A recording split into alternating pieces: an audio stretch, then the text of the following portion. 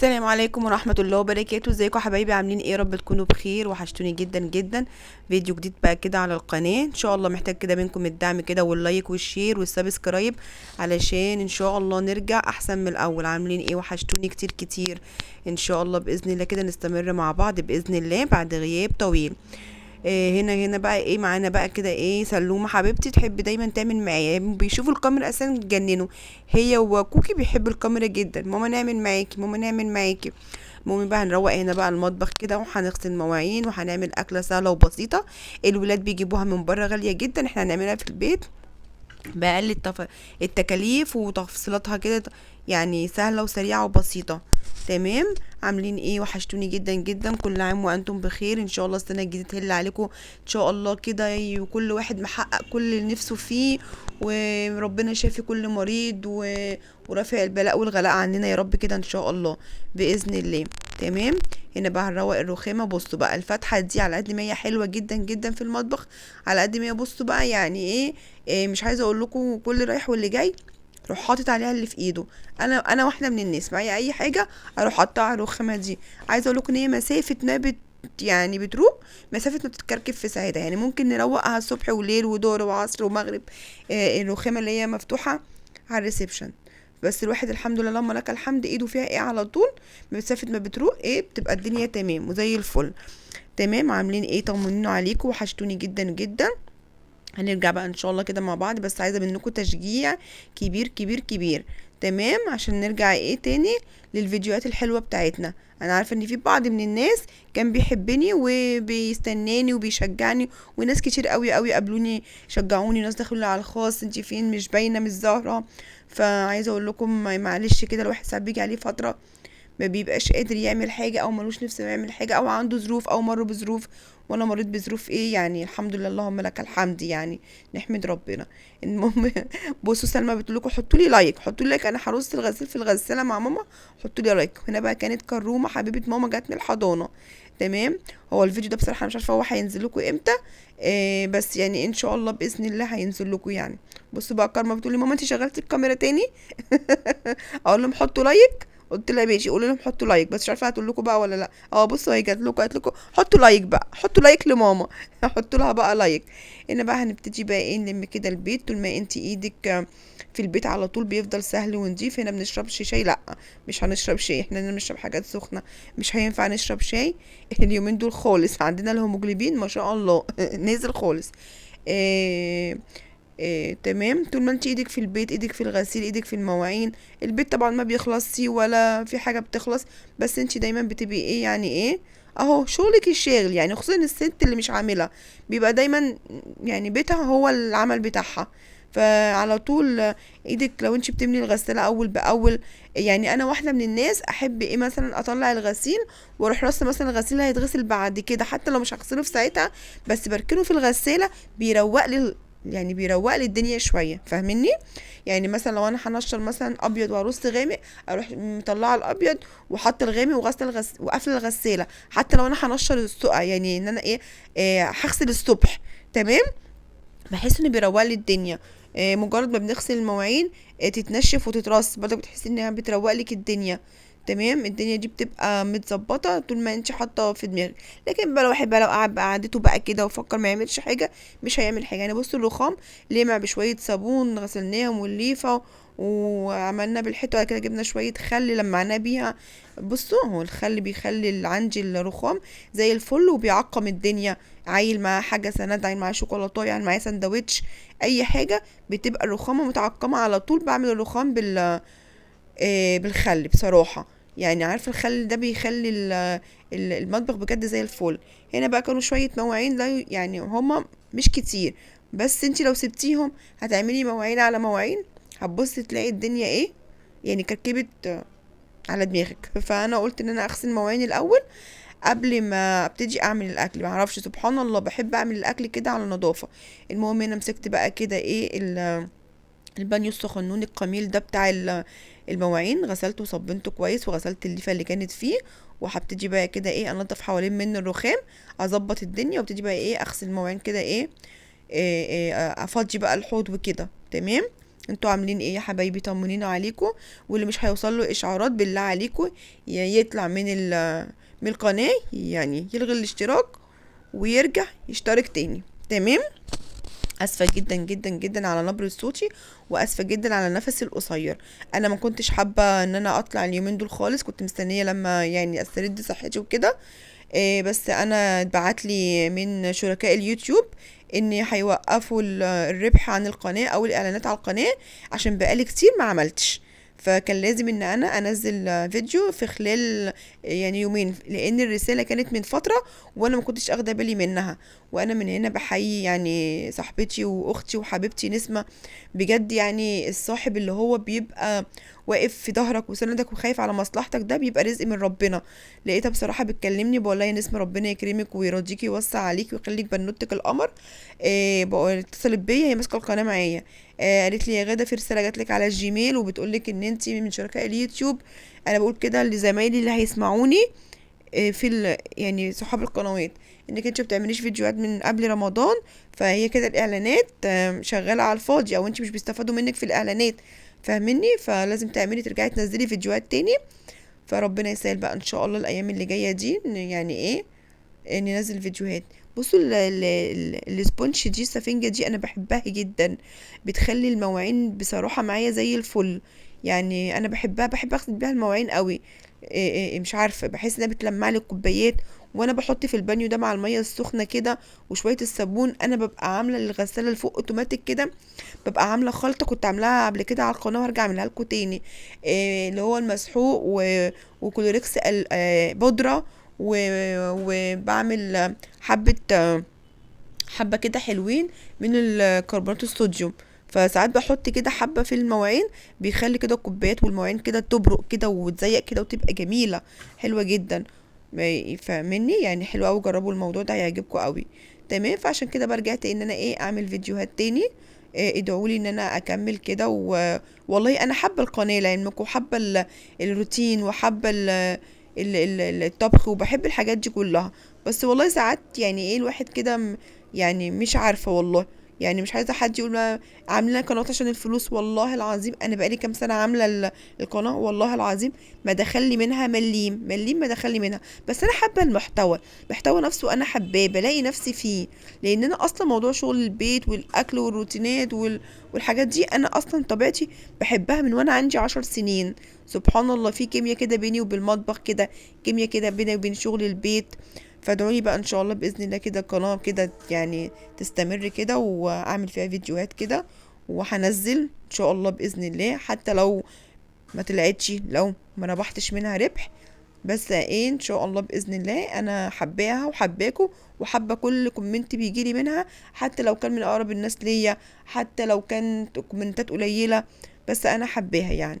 تمام. نبتدي بقى نغسل المواعين كده. بصوا ده مخدوش حاجه في ايدينا، هو انا مسرعه الفيديو، بس هم اصلا والله ما خدوا حاجه في ايدينا، بس بتبقى الدنيا حوالين منك كده نضيفه ورايقه. بتقفي تعملي الاكل، بصي يعني وانتي دماغك كده متظبطه. تمام. متنسوش بقى في اللايك، متنسونيش في اللايك بالله عليكم. خلاص شطبنا شوية المواعين، مفهومش اي حاجة، وهنصبن الحوض بتاعنا، هنخلي زي الفل ان شاء الله. انتوا عارفين الشتاء بقى داخل بقى، فالاكلات بقى بتاعت الشتوية الجميلة بتاعتنا دي، تحسي انا كائن شتوي. اه والله العظيم بحب الشتاء جدا جدا. ما اعرفش الصيف يعني ما بيجيش معايا سكة، والحمد لله ايام ربنا كلها جميلة. بس انا اللي مش عارفة، الصيف ده دايما تحس كده واحد على طول فيه هبطان كده، همدان، متروخ من الحر. بحب الشتاء قوي، وبحب اشتغل في الشتاء اكتر. بحس ان في الشتاء مع يعني لو قعدت ممكن ابقى سقعانه وكسلانه وبتاع، لكن مجرد ما بشتغل لا يعني تلاقيني كده حاجه بتجر حاجه، حاجه بتجر حاجه. وسبحان الله، في الصيف مش بعرف اقوم بدري، في الشتاء وبتبقى الدنيا تلج وبقوم بدري. يعني سبحان الله، بحب كل حاجة الشتاء، بحب أكله، بحب فاكهته. يعني الفاكهة فيه البرتقال والموز والسفندي بس. بس بحب فاكهته جدا جدا، بحب أكله، بحب خضاره. بحب اللون الأخضر بتاعه، السبانخ، الكوسة بتاعته بتبقى جميلة، الفاصوليا بتبقى حلوة فيه، البطاطس بتبقى جميلة وكلها تحمير ومقرمشة، غير بتاعة الصيف مش حلوة وغالية كده، مش جميلة خالص. فسبحان الله انا كائن شتوي. خلصنا بقى هنا الحوض وصبنا الحنفيات وصبنا الدنيا تمام وحوالين مننا زي الفل. تعالوا بقى نعمل ايه، اكل سهل وبسيط. هنعمل ايه؟ هنعمل فراخ سويت اند صور حلوة جدا. هنا معانا حلة مليانة من المية عشان نعمل فيها المكرونة. تمام، المكرونة عبارة عن شرايط حلوة جدا. وهنا كيلو من الفراخ متقطع مكعبات صغيرة. هنحط عليها معلقة من يعني معلقة توابل بس تكون كبيرة شوية كده زي معلقة الشاي كده. توم باودر وبصل باودر وجنزبيل باودر، مش عايزة اكتر من كده. تمام، هنعمل لها كفر كده سهل وبسيط. هنعمل كفر عبارة عن ايه، 3 معالق كبار من الدقيق، 3 معالق كبار من النشا. تمام، سهلة وبسيطة وحلوة جدا. هي مكلفة جدا في المطاعم. الطبق وصل يعني عدى 100 جنيه، لكن هي في البيت ولا حاجة. ده كيلو من البانيه هيعمل لك بصي كمية محترمة. بقول لكم التقطيعة اهي مش كبيرة او مش صغيرة او متوسطة. هنقلب الفراخ كويس جدا. كنا غاسلين الفراخ نقعينها في ملح ودقيق وليمون ومية، مصفينا كويس جدا من المية. هنجيب هنا طاسة معانا هنحط فيها الزيت عشان نبتدي نقلي الفراخ. هنجيب هنا بقى زي بايركس. هنعمل فيه ايه، هنحط فيه 3 معالق كبار من الدقيق ومعلقة كبيرة من النشا، وهبتدي اغلف بيها قطع الفراخ. تمام، اكلة حلوة جدا سهلة وبسيطة. هنا خلاص معانا الطاسة سخنت، هنزل بيها في الزيت عشان ابتدي اقلي الفراخ. ما بتاخدش ملح، ما بتاخدش توابل اكتر من التوم البودر، بصل البودر، جنزبيل بودر على الفراخ. غير كده هي ما بتاخدش. بتعتمد على ايه يا غادة؟ بتعتمد على الصويا صوص وبتعتمد على الكاتشب والفلفل الالوان. تمام، وهنعمل لها كده زي صوص كده. هتشوفوا في الفيديو هنعملها ازاي. هنبتدي هنا بقى نقلي الفراخ كده، هنطلع كده لون جولد كده حلو. تمام، وسطن النار عشان الفراخ ما تتحرقش منك وتبقى نية من جوه. هي اساسا متقطعة صغير. يعني هتبقى منك حلوة، ما تقلقيش. طعمها حلو قوي، العيال بيحبوها جدا. جربوها هتعجبكم. للناس اللي بتحب الحاجات اللي هي سويت اند صور، اللي هو الحلو مع الحادق. تمام، زي الفل. هنا خلاص بقى اللون الحلو ده الجولد ده، هي اغمق من كده بس انتوا عارفين طبعا ايه الكاميرا وكده. هنطلعها بقى ونبتدي نقلي ايه كل الكميه. عايزه اقول لكم ان الكيلو بيعمل ياما جدا. تبقى نقلي بقيه الفراخ. حاولي ما تعليش النار، حاولي دايما كل قليك على نار متوسطه. تمام، منك تحافظي على الطاسه وفي نفس الوقت تطلعي الحاجه مظبوطه. هنبتدي هنا بقى نطلع الفراخ وميه المكرونه شغاله معانا على العين التانية، والدنيا حوالين منك زي الفل. هنا خلاص المية غليت، هبتدي نحط الملح بتاع المكرونة. دي مكرونة شرايط، اي نوع بقى يعجبك استعمليه، سباكيتي ماشي، شرايط ماشي، زي الفل. دي بقى كده نسقطها شويه وبعد كده هنبتدي يعني مش نغطيها قوي، يعني نص التغطيه كده عشان تغلي معانا بسرعه. انا ما بحبش اسلق المكرونه جامد، بحب اخليها كده يعني بتلدن شويه. صفي بقى المكرونه وادي الفراخ معانا، شايفين لونها حلو ازاي. هنا هنجيب معانا الجريلا دي عشان نعمل فيها المكرونه، وهنجيب معانا ووك نعمل فيها الفراخ. نحط شويه من الزيت. مقطعين حاجة الفراخ، مقطعينها مكعبات، جزر مكعبات، شرايح يعني. ولكن الفلفل والبصل مكعبات، الفلفل الالوان مكعبات والبصل مكعبات، والمقطعين الجزر شرايح. هناك مقطعين الفلفل الالوان والجزر شرايح طوليه عشان المكرونه. يا دوبك انا عايزه اتبل، يعني بصوا تتبيل بس يعني هموت الخضار شويه. هننزل على الشرايح الفلفل الالوان والجزر بشويه توم، مش على الفراخ، على المكرونه بس. نص كوبايه من الصويا صوص على الفراخ، نص كوبايه من الخل، نص كوبايه من الكاتشب. ده مقدار كيلو من الفراخ. تمام، كيلو من البانيه.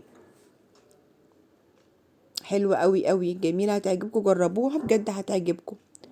هنا معانا كوبايتين ونص من الميه، هنحط عليهم معلقتين كبار من النشا واربع معالق صغيرين من السكر.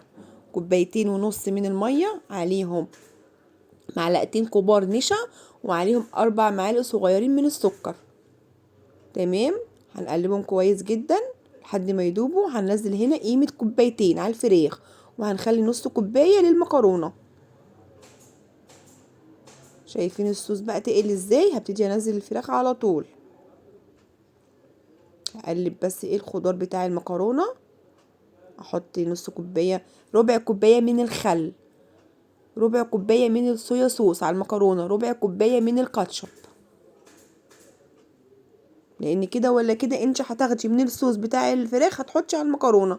شايفين الفراخ حلوه قوي قوي ازاي ومقرمشه وجميله. هتبقى بقى في الصوص منها طريه على مقرمشه، لان انا مجرد ما بحط الفراخ بطفي، ما بسيبهاش تغلي، بطفي.